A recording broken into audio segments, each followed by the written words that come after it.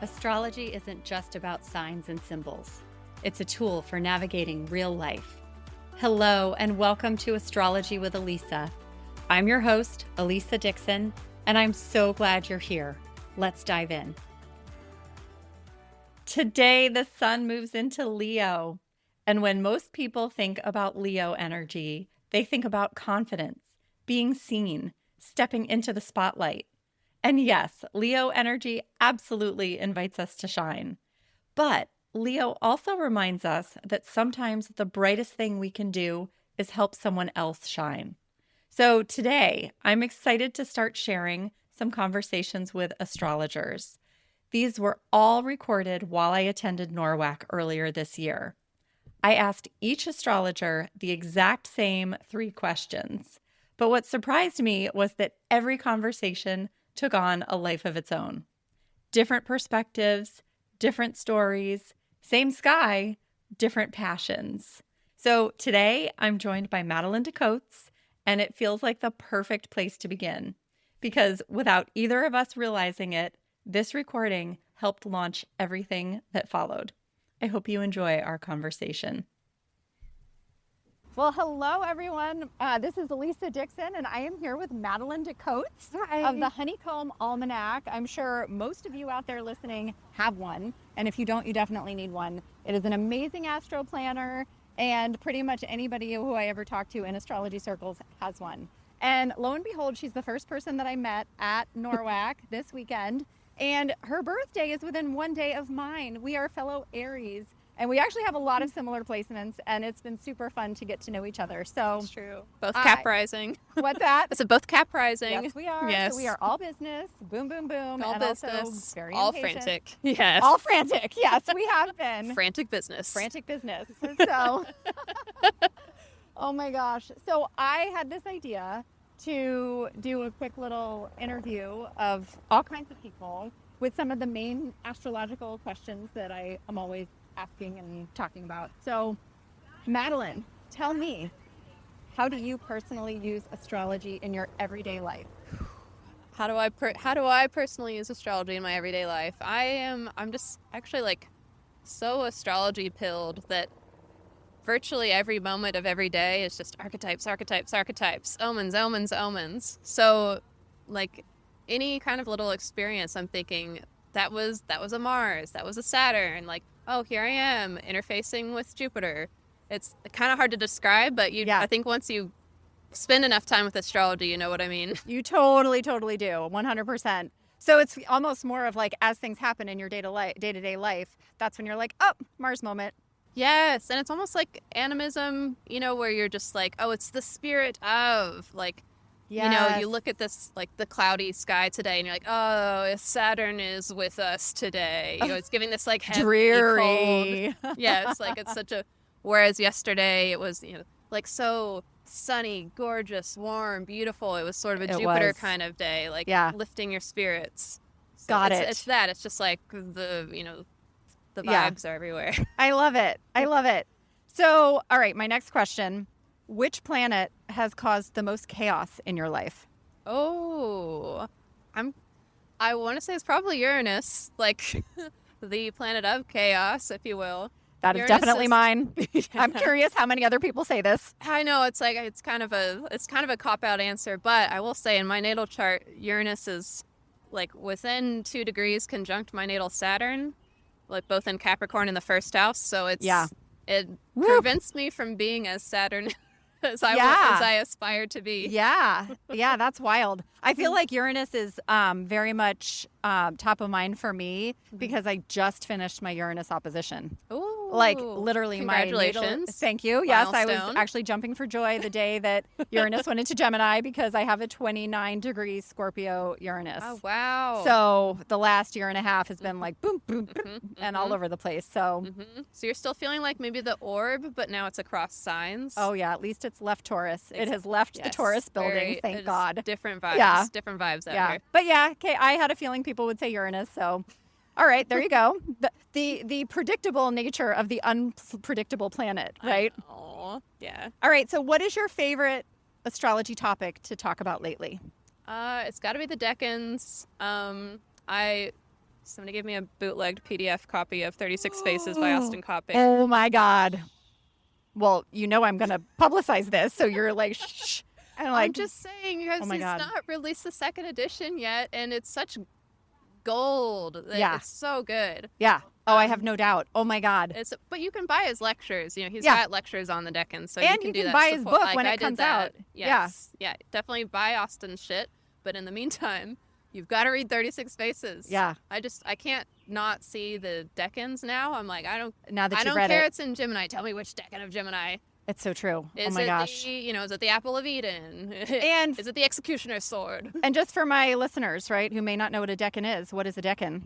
A Deccan is 1/3 of a sign. So if you multiply 3 times 12 signs, you get 36. Thus the 36 faces. It's like an ancient Egyptian calendar. Is it by the elements or is it a different methodology? It's its own thing. I'll have to find Austin and ask him. Exactly. It was by the stars that were rising like at that time of the year in ancient Egypt. I think it's like the first correlation. Got it. But yeah, just read or get an Austin lecture if you want to know more. Yeah, 100%. He's brilliant. Or Kira Ryberg, I have to say. Kira Ryberg published a PDF ebook on the Deccan. So she also has just to plug another podcast. Yeah, Kira Ryberg has a podcast where she goes into it. So resources. Yeah, Madeline and I met in Austin Coppock's pre-conference workshop. Yes. All about the lunar nodes, which the 7 celestial venoms. Yes. It was an incredible lecture, especially after a long flight and jet lag. But it was good great to do on jet lag, a 5-hour Austin Coppock lecture. Yeah, I know. Yeah. It's the way to really. I don't know. I don't even have anything to say about that. It was amazing. It was good. Yeah. It gave me a lot to think about. All right. Well, thanks so much, Madeline. I appreciate you. Alisa. All right. Bye. Bye, everybody. Okay. So that yeah, we did it. But it was like a lot on my arm. Oh, you had to just hold it. So I'm like, I'm going to have to find something to prop. So now I know. There you go. That's great. So if nothing else, we did it. Okay. I almost edited that last part out.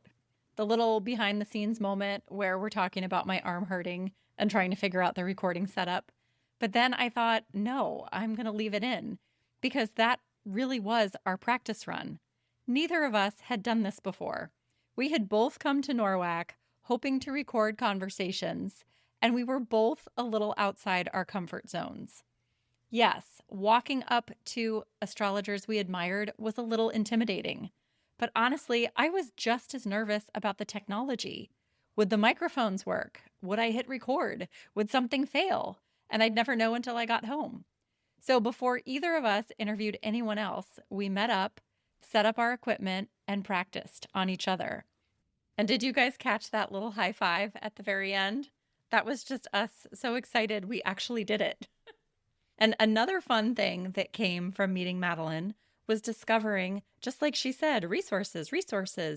Kira Ryberg and her podcast. Madeline mentioned it during our conversation. So when I got home, I looked it up and I've listened to a couple episodes now, and she's got some really great content. So if you're looking for another astrology podcast, another resource, as Madeline said, it's definitely worth checking out. And speaking of other recommendations, you heard us talking about Austin Coppock. His pre-conference workshop was honestly one of the highlights of my entire NORWAC experience. He's an incredible teacher, and I walked away with pages of notes and a whole new way of thinking about astrology. So if you ever have the chance to learn from him, whether it's buying a webinar or enrolling in his school, or just listen to him on the Astrology Podcast with Chris Brennan once a month. He's the regular on there that does the monthly forecast with Chris. So I highly recommend listening to Austin. And one of the things I'm realizing as I listen back to these conversations is that every astrologer looks at the same sky through a slightly different lens. And that's exactly why I'm so excited to share these with you. So over the coming weeks and months, I'll be sharing more conversations alongside my regular Astrology with Alisa episodes. Some are 15 to 20 minutes long. Others are just 5 or 6 minutes.